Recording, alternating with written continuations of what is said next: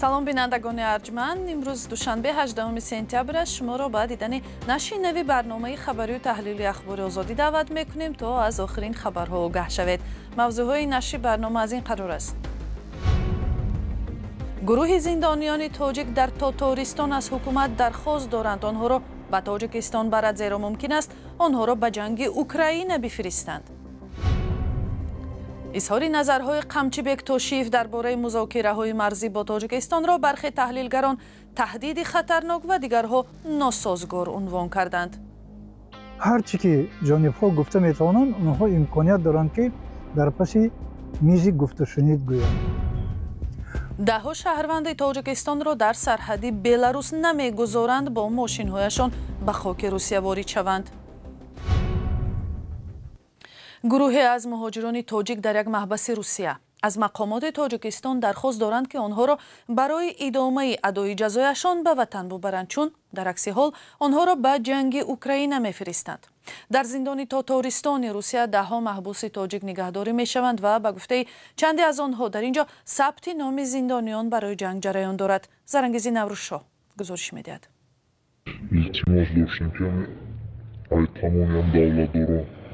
мардуми худмонам мебурдам беҳтарин мешуда, мардуми граждании Тоҷикистон, шаҳрвандаи Тоҷикистон.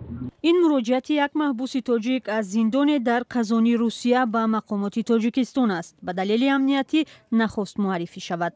мехоҳад онҳоро ба ватан баранд, вагарна мегӯяд ба ҷанг бурда мешаванд. рӯз барои ҷанг омадам, мардума хелавай кайсен анҷа комиссияи духтур гузаронда. ҳамаи граждании Россияро ҳамаша када списка када бурдесиян мардуми худмона даъват кардесем бисёри мардум ба кишидаги мардуми Тоҷикистон. ҳамсӯҳбати мо иддао дорад ки тақрибан 30 маҳбуси тоҷик аз зиндони онҳо барои рафтан ба ҷанг розӣ шудаанд. ман намедонам ёда гражданство метиҳанд чӣ гуфта файл кардаган ё қати чун қати лишни ҳар якта одам қати якта ба якта гап задан. ҷалби даҳҳо маҳбуси тоҷик ба ҷанги Украина расонаӣ шуда буд. соли гузашта бештар онҳоро ширкати хусусии ҳарбии Вагнер ҷалб мекард. маҳбусон мегӯянд ҳоло ташаббускор вазорати мудофиаи Русия аст. ин вазъ зоҳиран шумори маҳбусонеро зиёд кардааст ки хоҳиш доранд барои идомаи адои ҷазо ба зиндонҳои Тоҷикистон бурда шаванд. аммо талоши онҳо барои бурдан ба ватан натиҷа надодааст. хонангиёмо наистам, прокуратура генералида наистам ки мақсад бачаи моро биёрем пасос зада наистам ки мақсадам хади воқеош неста ягон ответ нест. як дипломати тоҷик дар Русия гуфт бо маҳбусони тоҷик дар Қазон тамос доранд, аммо дархосте аз онҳо нарасидааст. пештар сафорати Тоҷикистон гуфта буд ки аз бархе аз маҳбусони тоҷик шикоят дарёфт кардаанд. маҳбусон мегӯянд мушкил дар он аст ки мақомоти тоҷик онҳоро ба ватан интиқол намедиҳанд. ҳуқуқдонҳо мегӯянд анҷоми ин раванд вақти тӯлонӣ мегирад ва барои он бояд далели муҳиму ҷиддӣ пешниҳод шавад.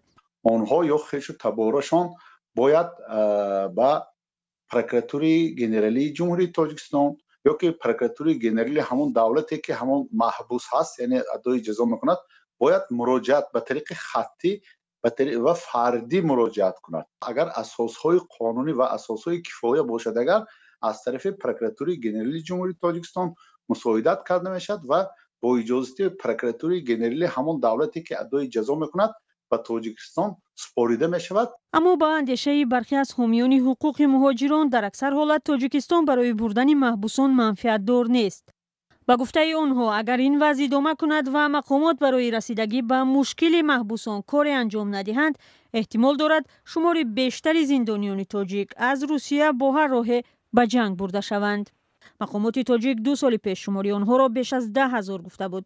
маълум нест ки чӣ теъдоде аз онҳо ба ҷанги Украина бурда шуданд, аммо то ба ҳол хабари марги беш аз 20 зиндонии тоҷике расонаӣ шудааст ки аз маҳбасҳои Русия ба ҷанг бурда шуданд. ва як хабар аз сарҳади Русия, як гурӯҳи ронандаҳои тоҷик шикоят доранд ки чанд рӯз мешавад ба онҳо иҷозаи убур аз марзи Беларус ва Русияро намедиҳанд. ин ронандагон аз Аврупо ба Русия ва аз он ҷо ба Тоҷикистон раҳсипор буданд. мошинҳои онҳо рақамҳои аврупоӣ доранд. чанде аз ронандагон рӯзи 18 сентябр ба Радиои Озодӣ гуфтанд ҳоло садҳо мошин дар 3 таваққуфгоҳи гузаргоҳи марзии Лиозна-Рудня мунтазири иҷозати гузаштан аз сарҳад ҳастанд. چهار شد بیشتر تاشنه نمیمونن و بزرگان نه هیچی نه خواهد ایستاده یکم گپ خبر نیست خبر نیست حتی سبب شد گپ نمیزنن که چکار کنیم بله همین را چورا شروع بینیم چکار کنیم و اینجا مقصد قریب 1000 تماشی شدگان هم خواهد خواهد و شش مشین ایستاده ای سرحد 20 کیلومتر دورتر بعد یکم مغازه خروگوری یکم چه خیدن باید بریم ماشینا را بوی نمیتن این طرف هم برا نمیمونن بگذارن موندیم در موندگی. سفارت تاجیکستان در روسیه در پاسخ کتبی بر رادیوی آزادی امروز نوشت این شهروندان مهاجران کاری نیستند و با تجارت ماشین مشغول هستند. از این رو باید از گذرگاه دیگر از گذرگاه بین المللی نظارتی در ولایت پسکوف گذرند. عین زمان با گفته دیپلمات‌های تاجیک این سفارت به شهروندان کمک خواهد کرد.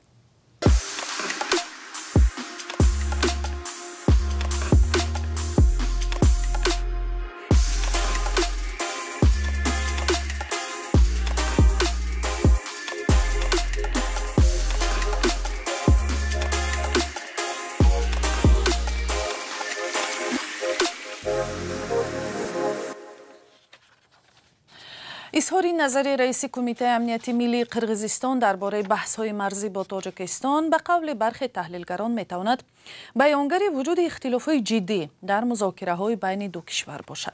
قمچی بکتوشیف روز 15 سپتامبر گفت درباره تقسیم مرز با تاجیکستان حجت‌های نو یافتند و اگر به گفته‌اش دوشنبه از دعواهایش دست نکشد این سندها را به کار می‌برند. تاجیکستان به این گفته اعتراض کرد. درباره این بیانیه با چند کارشناس صحبت داشتیم و اول نظر نعمت الله میرسعیدов یک کارشناس تاجیک را پرسیدیم. اظهارات قمچی بکتوشیف بسیار شخصان رو در تعجب گذاشت، به خواطر مانند. زیرا رسانه‌ای کردن مسئله‌های مرز موافق عهدنامه دو جانبه لازم نبود. هرچی که جانب‌ها گفته میتوانند اونها امکانیت دارند که در پس میز گفت و شنید گویند. حالا که توصیف خودش رئیس کمیسیون مشترک بین حکومتی از جانب قرقیزستان می باشد و او همه امکانیت ها را دارد که عقیده خودش را به جانب تاجیکستان رساند. талант раззоқов таҳлилгари қирғиз ба радиои озодӣ гуфт агарчи байёнияи қамчи бектошиев барои мардуми дохил равона шуда бештар мисли худнамоӣ садо додааст боз ҳам метавонад ҳамчун мавзеи расмии қирғизистон қабул шавад. Даже для внутренней аудитории он сказал, он официальное лицо. حتی اگر برای مردم داخل گفته باشد او یک مقام رسمی است. هرچند او برای مخاطبان داخلی گفته است هم آن را شنیدند. شما و دیگرها همه آنهایی که به این موضوع توجه دارند شنیدند. از این رو این موضع است موضع‌گیری رسمی قرقیزستان است. به فکر من در آینده به خاطر پیشگیری از نزاع‌های خونین او چنین اظهارات داد. بی‌شبهه مردم ما از قدیم برادروار و در صلح زندگی کردند. در تاریخ ما در گذشته مناقشه‌ها و خونریزی نبود. ولی متاسفانه سالهای اخیر این حادثه ها رخ داد. اگر رهبران قاطعانه ولی دوستانه مسئله گذاری کنند بی‌شبهه راه حل پیدا می شود. به فکر من پیدا می شود. Доброжелательно друг другу можно найти общий язык. Я думаю, мы найдем. بروس پنیر تحلیلگری امور آسیای مرکزی در رادیو آزادی گفت که بیانیه سیاستمدار قرقیز به نفع مذاکرات دو کشور درباره تقسیم مرز نیست. تاشیوف تهدید کرد که ما در گذشته هم آن را شنیده بودیم، یعنی اینکه آنها خریطه‌ای دارند که در آن نشان می‌دهد که قسمی از تاجیکستان در گذشته زمین‌های قرقیزستان بوده است. ولی بی‌شبهه به زبان آوردن چنین سخن‌ها در روز دوم جلسه پرزیدنت‌ها و بعد آنکه پرزیدنت قرقیزستان پیش از وقت کشور و جلسه را ترک کرد، بیانگری آن است که جانب قرقیزستان از طرز مذاکره‌ها ناامید شده است. بی‌شبهه هیچ نتیجه خوبی از این تهدید تاشیوف بر نمی آید.